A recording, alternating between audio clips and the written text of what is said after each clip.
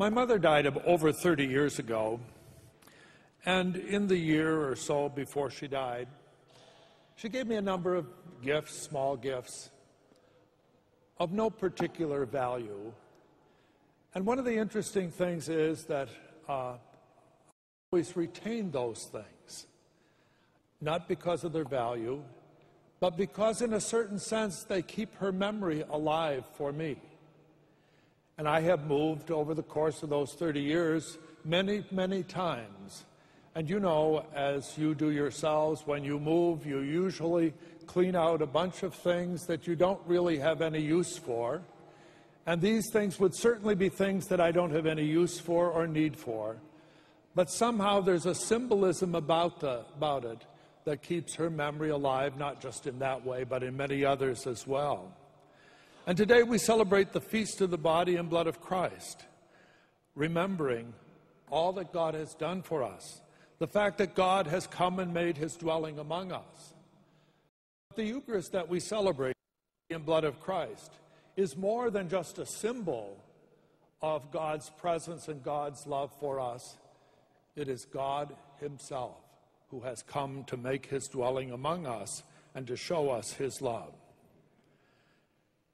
The Feast of the Body and Blood of Christ was celebrated in different ways over the years, and for many of us of another generation, we remember things like 40 hours and processions and holy hours and hours of adoration and all sorts of things like that.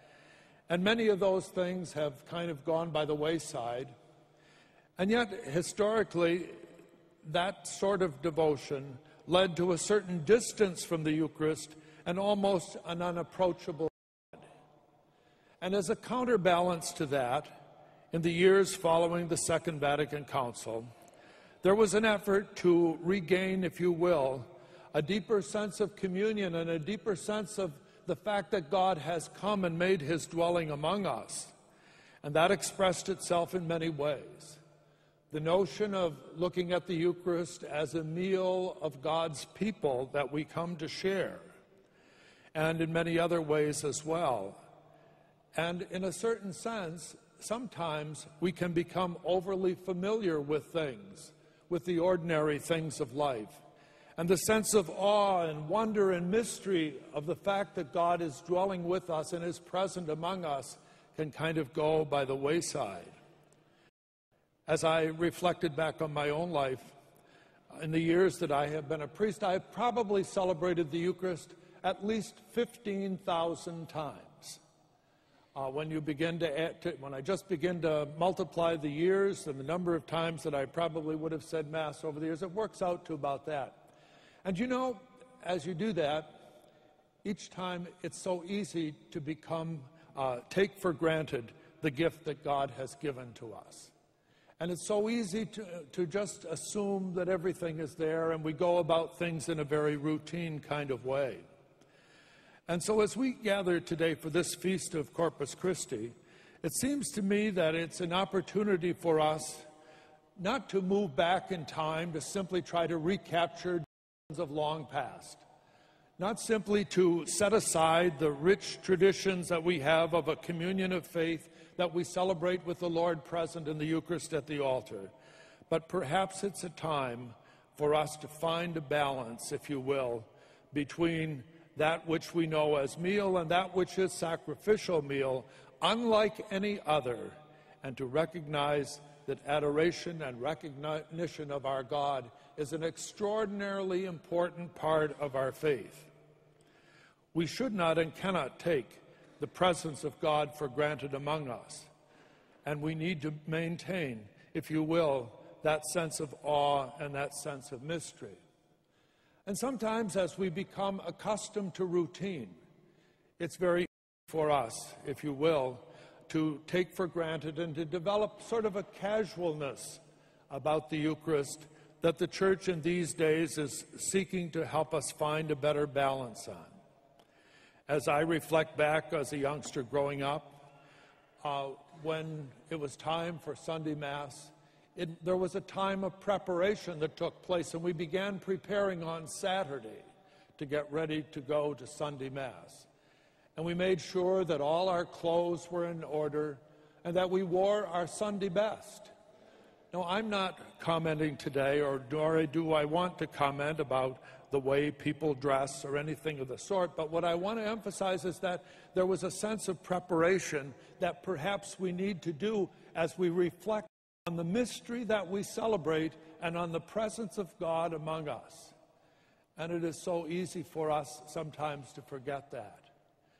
I remember, and sometimes it does reflect itself in the way people dress. I recall one time a number of years ago celebrating a 50th anniversary celebration. And the Mass was in the morning and the reception was in the evening at a very high-class place in Birmingham. And at Mass, everybody was in blue jeans, and at the reception in the evening, everybody was in tuxedos. Now, I'm not suggesting in any way that people need to wear tuxedos, but I'm just saying that, perhaps there's a better balance here that could be struck in all of these things. Even the way that we receive communion. This is a gift, this precious gift that God has given to us. And we need to always be reflecting on that. Just as I try in my own life, not always successfully, to be well prepared to celebrate the Eucharist each time we come together, because that casualness can become part of my life just as it can anybody else's life. And so I would just invite you to reflect on that, the way we receive communion. And then, of course, sometimes, as we find, and it's really not so prevalent here in Grand Rapids, but in one of the areas that I had served before, usually at time, you would lose half the congregation because they'd be off to the early bird special at the local restaurant for dinner that night. And I think we just need to reflect on the great mystery that is ours. And so this feast is really a time of thanksgiving for us all. It's a time for us to reflect on the gift that God has given to us, to help us in our own lives to have that sense of awe and that sense of wonder and that sense of mystery about things, and reflecting on this God who has loved us so much that he's come to invite us to be in communion with him. And so today, we come to give thanks. We come as we recognize we have not always found that balance in our day, and perhaps we never will. But we need to keep working at that. The gospel tells us of how Jesus nourished the crowd, and today he nourishes us with his body, with his blood. And what greater gift could God give to us as we stand in awe, wonder, and mystery before the God who has loved us so much that he came, he suffered, he died, and he gave his life for us in order that you and I could have life. So let us prepare, let us be in communion, but in awe and mystery. But let us give thanks and let us adore the living God.